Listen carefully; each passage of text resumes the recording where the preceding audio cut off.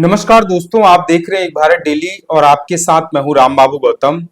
आज का ये जो वीडियो है ये बहुत ज्यादा महत्वपूर्ण है और मैंने आपसे एक वीडियो में बताया था कि 3 जून के बाद बहुजन समाज पार्टी की राजनीति जो है वो बदल जाएगी और 3 जून के बाद बहुजन समाज पार्टी बहुत ज्यादा आक्रामक भूमिका में आपको देखने को मिलेगी।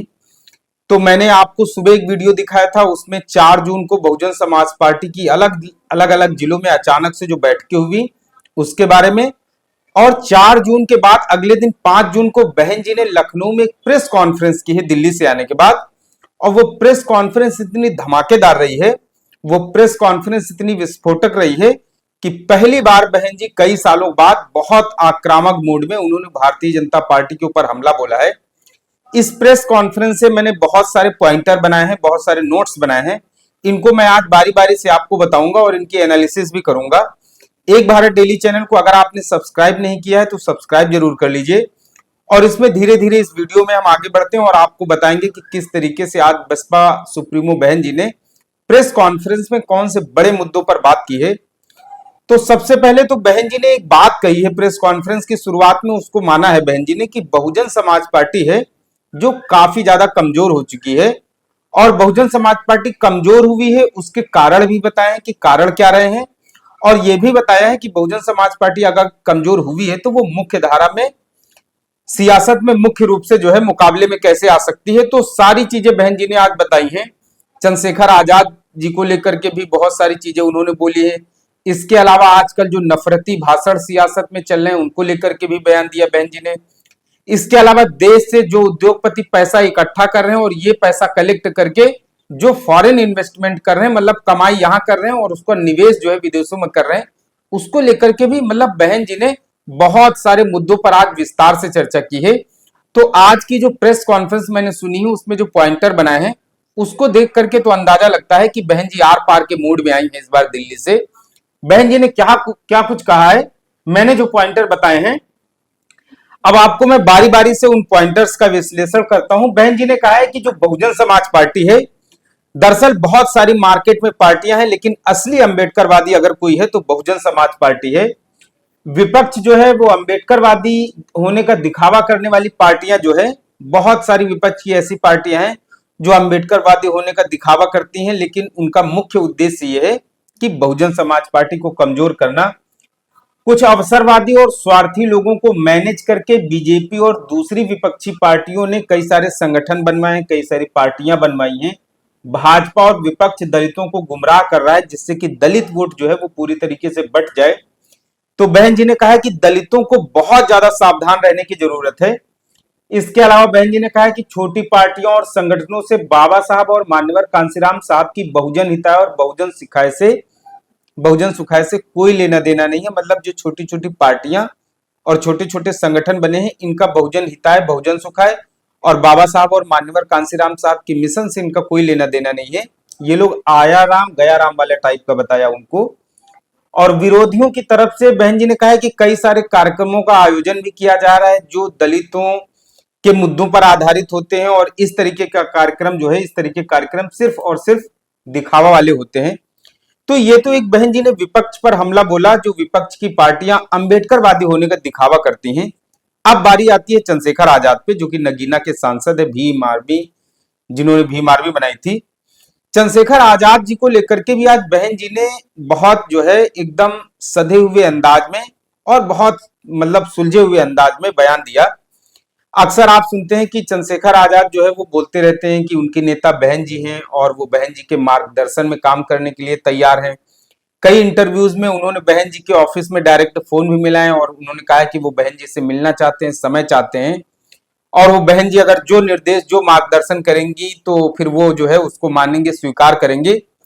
तो आज उन सब चीजों पे बहन जी ने जो है वो बहुत बड़ा बयान दिया है। बहन जी ने चंद्रशेखर को बहुजन समाज पार्टी के लिए काम करने के लिए ऑफर भी किया है। सुनिए बहन जी ने क्या कहा है। बहन जी ने कहा है कि बसपा के भोले भाले लोगों को गुमराह करने के लिए कुछ लोग कहते घूम रहे हैं कि हम तो बहन जी का ही मिशन आगे बढ़ाने का काम कर रहे हैं, हम तो बहन जी का सम्मान भी करते हैं। दो शब्द बड़े अच्छे इस्तेमाल किए हैं, लिपड़ी चुपड़ी। बहन जी ने कहा है कि लिपड़ी चुपड़ी बातें करके बसपा के लोगों को गुमराह किया जा रहा है। ऐसे लोग विरोधी पार्टियों के हाथों में खेल रहे हैं और बसपा से जुड़कर मिशन और मूवमेंट को मजबूत करते तो अच्छा होता। बसपा को आगे बढ़ाने से रोका जा रहा है, बसपा को आगे बढ़ने से रोका जा रहा है। जातिवादी पार्टियां बसपा को कमजोर करने में कोई कोर कसर नहीं छोड़ रही हैं। और अगर चंद्रशेखर आजाद बहुजन बसपा के हितैषी हैं और बसपा में जुड़ करके काम करना चाहते हैं तो उनका स्वागत है। तो कहीं ना कहीं बहन जी ने यह बयान भी दिया है कि सिर्फ बाहर बयानबाजी देने से और मीडिया में बयान देने की जरूरत नहीं है। अगर वो वाकई में बसपा हितैषी हैं तो बहुजन समाज पार्टी के लिए काम करें जैसे कि बाकी लोग काम कर रहे हैं। पार्टी और संगठन बनाने पे बहन जी ने नाराजगी जताई है। इसके अलावा बहन जी ने कहा है कि विरोधी पार्टियां और भी हथकंडे इस्तेमाल करवा सकते हैं। ये पार्टियां अपने लाभ के लिए स्वार्थी लोगों को जिंदा रखने के लिए अपने वोट ट्रांसफर करवा करके, मतलब जो विरोधी पार्टियां हैं वो अपने वोट भी ट्रांसफर करा देंगी, एक आध एमपी और एमएलए भी बनवा देंगे। लेकिन दलित समाज की तरक्की से ऐसी पार्टियों का जो शो कॉज्ड अम्बेडकरवादी हैं, जो दिखावा करती है अम्बेडकरवाद का, ऐसी पार्टियां दलित समाज की हितैषी नहीं हो सकती। ये बहन जी ने एक बड़ा आरोप लगाया।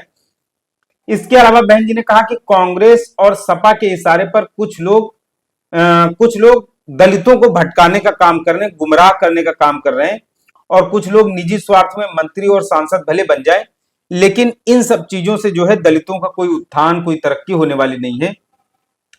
और इसके अलावा उन्होंने कहा कि देश की राजनीति एक आजकल चलन बन गया है कि बहुत सारे नेता जो है वो नफरती बयान, खासकर भारतीय जनता पार्टी की तरफ से हिंदू मुस्लिम को लेकर के इस तरीके के बयान दिए जाते हैं। तो एक बहन जी ने उसको लेकर के बोला है कि देश की राजनीति में दूसरों के प्रति द्वेष और नफरत इतनी ज्यादा बढ़ गई है कि नेताओं के असभ्य आचरण से जनता बहुत ज्यादा त्रस्त और दुखी हो चुकी है। नेताओं को अच्छा आचरण दिखाना चाहिए, तभी जो है वो देश सही दिशा में आगे बढ़ सकेगा। और बहन जी ने और भी एक बहुत महत्वपूर्ण बात कही। बहन जी ने कहा कि देश के उद्योगपति विदेशी निवेश में अपनी संपत्ति खर्च कर रहे हैं, देश का पैसा विदेशों में लगाया जा रहा है। देश की ग्रोथ और जीडीपी में दलितों की भागीदारी नहीं, ना के बराबर, ये बहुत बड़ी चिंता का विषय है।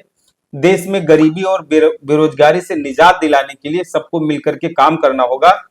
केंद्र सरकार जो है वो पूरी तरीके से अपने विकास वाले रोड मैप से भटक गई है।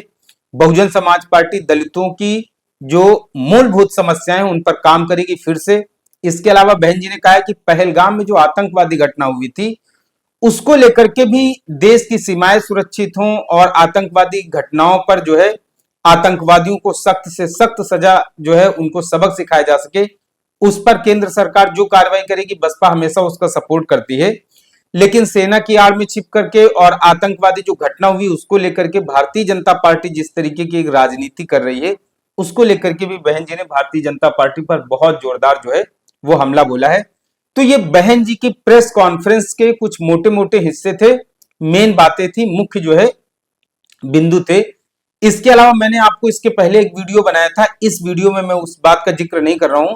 बहन जी ने एक और बात कही थी बैलेट पेपर को लेकर के भी। बहन जी ने, मैं आपको एकदम ब्रीफ बता देता हूं शॉर्ट में बहन जी ने क्या कहा है।